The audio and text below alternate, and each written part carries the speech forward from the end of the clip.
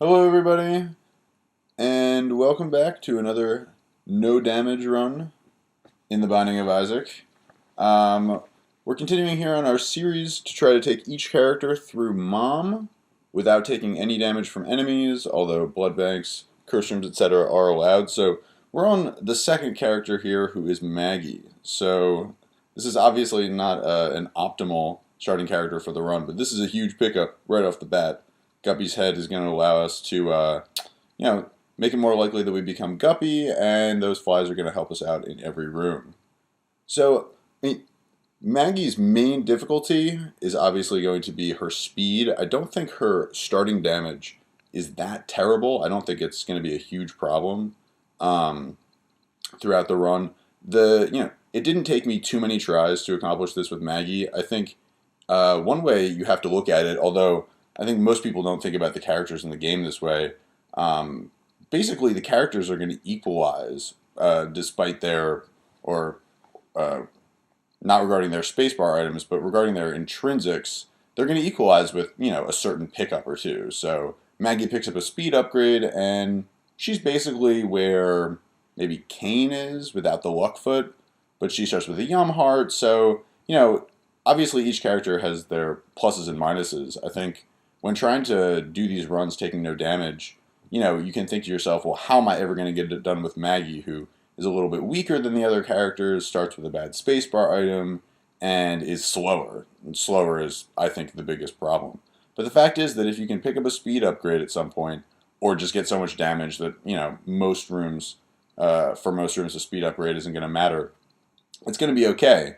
The problem is kind of grinding the runs to where that happens. So, one of the things I've found in trying to do these challenges is keep the frustration level down. In one sense, I think you can avoid damage in most of the rooms, no problem with most characters on most runs. But, you're going to get hit sometimes. Obviously, you're going to get hit on a million attempts. And keeping that frustration level down as you're going through this over and over again, I think is huge in trying to, actually get it done for a character. So Maggie's big problem, besides the speed making it incredibly difficult to actually get away from enemies that are really fast in a certain room, like if on the first couple floors you run into a Lust or something who's going to be chasing you around, you might get hit. I think she is fast enough to avoid Lust, but you get the idea. But really, Maggie's speed means that you're going through these floors so slowly, which is really difficult to deal with when you're getting hit over and over and over again. You have to restart. So I think, it's kind of nice to play as Cain or even Eve a little bit where, you kind of feel like you're running through the first couple floors to see if your run is viable. So I think I'm considering whether or not to grab that money with a bomb. I assume I do. It seems like a good idea. I don't really remember. As is usual with these runs, I'm providing commentary after the fact. This is a successful no damage run. I wish I could provide commentary live as I do this. I think it's possible I could provide a little bit of commentary, but mainly I'm trying to focus more than a normal Let's Player or even somebody who's, taking it pretty seriously and trying to beat the game. Taking no damage requires constant focus, so I think it's really hard to provide commentary there. But I will try to keep you updated on what's going on in my decision-making process. So picking up the pack in the mark, not a complicated decision. Great items. Picking up Guppy's head, I think maybe I would have preferred to see 2 Guppy items or even 1 Guppy item because getting flying and the mulligan is so useful for, really any run. But trying to do this, it's incredibly useful. So first floor is looking pretty good. Health upgrades, basically meaningless at this point. We're going to be trading all spirit hearts we can in for deals with the devil. But the setup is nice. The mark gives us more speed. I don't think the pack gives us more speed. You can correct me on that.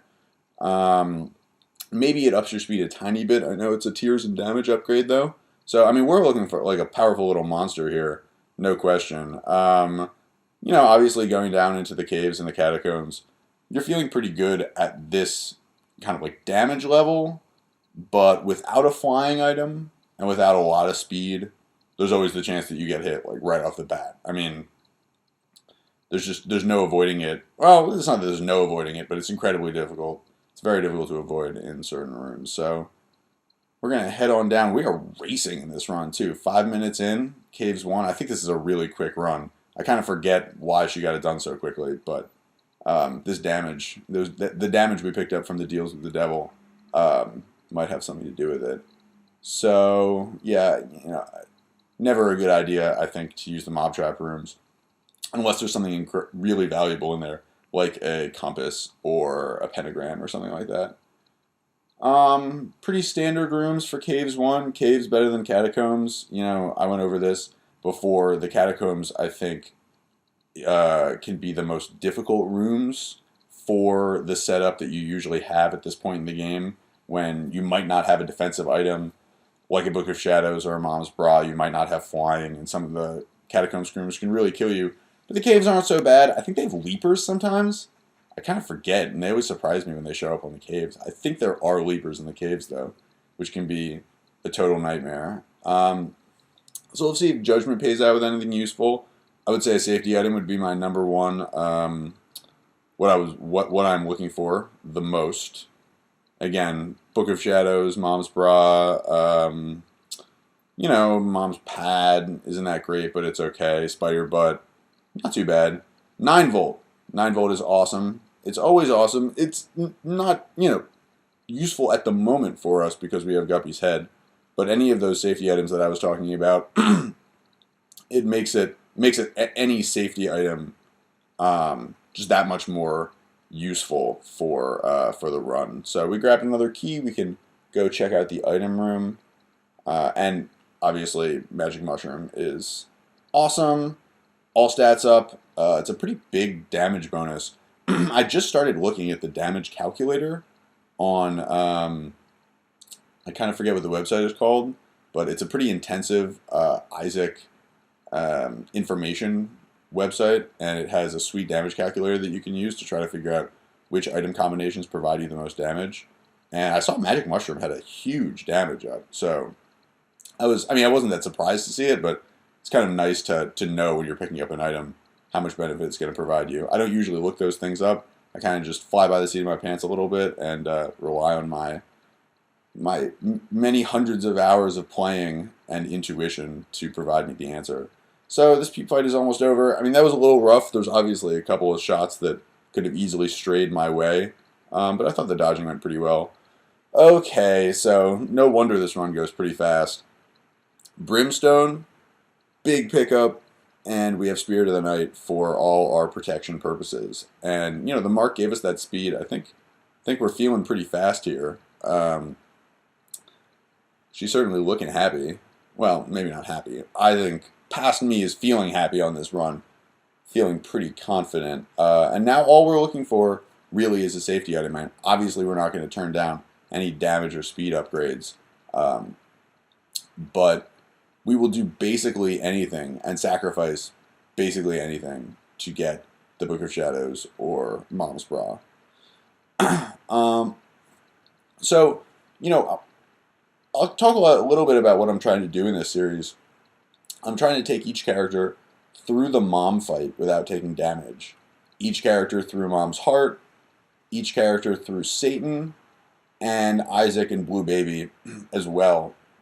So I've gotten some of these done. I don't know if I'm going to put them up in order exactly. I can certainly see myself getting stuck on a character for a long time when I'm trying to get through the Satan fight or Isaac and Blue Baby, of course. The library here is pretty big. If we can find a key, that might have a Book of Shadows for us. But I don't think the mom fight and Mom's Heart should be too bad. So basically what I do is, for characters that I haven't beaten Mom yet, I'll take a run through the Mom fight, getting no damage, and then I'll continue on, because if I can make it through the Mom's Heart fight, or Satan, or Isaac or Blue Baby, which has happened a couple of times, then I won't use it for the Mom fight. I'll use it for that, and I'll try the Mom run again, because it's way easier. Obviously, you want to use the one that's gone the farthest for any given run. So the funny thing is that if you're watching this video, you know that I tried to take the character further and got hit somewhere along the way. I'm not revealing where I got hit, on this particular run. I think it's embarrassing. I don't particularly remember. I think it was like 2 rooms after the mom fight, though, when I really thought this character should go at least through Mom's Heart. And that means that now I need to take another run all the way through Mom's Heart, which I haven't done yet. So when you're watching the when you're watching the early runs, it kind of means that I've screwed up a little bit. If you're watching a Satan run, obviously things have gone supremely well. An Isaac run. If you're watching an Isaac run, which I have accomplished a couple of, although I'm not going to put them up until I put up some of the Mom and Mom's Heart runs. I don't know if I'm going to finish all of them before I put up the Isaac and Blue Baby runs. But suffice it to say, I have gone through Isaac, which was shocking and very surprising to me. I wasn't expecting to get there. But once you see an Isaac run, you know that whatever massively powerful character I had, I messed up on the chest. And I'm sure it was heartbreaking. And, at some point, I might even share some of those, what I'll call blooper reels. Maybe I'll put them up just because I think it's very funny to see the brilliant run turn to horror on one of those rooms on the chest. I mean, it's disappointing at the time, to be sure, but in retrospect, we can all kind of take pleasure in my past misery. So we've got the Fallen here. This is potentially, very useful. I'm not exactly sure what we're looking for right now. More Guppy items, I guess, to try to become Guppy and get the mulligan. I get hit on the Fallen fight pretty often.